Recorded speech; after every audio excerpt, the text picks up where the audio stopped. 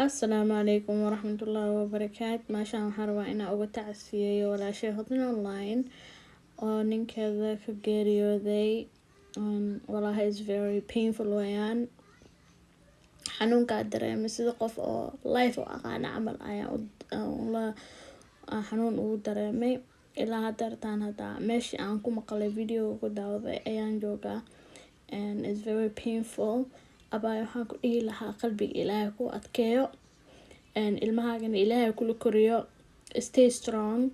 I know it's hard but I can stay strong for those kids. Abdurrahman iyo Fazay hodan maxaan maalin anoo YouTube iska wareegayo ayadoo 10k u celebrate gareynayso ayaan arkay. Maalintaas sidaan ugu xirnaa ilaa hadarta waan ku xiranahay waayo qof qalbi wanaagsan waaye. Life uma aqaan waa ogahay laakiin intaan ka arkay qof qalbi wanaagsan waaye. walaashay qof ilaahay jecel yahay unbuu imtixaamaa. waxaan ku dhihi lahaa stay strong for your kids.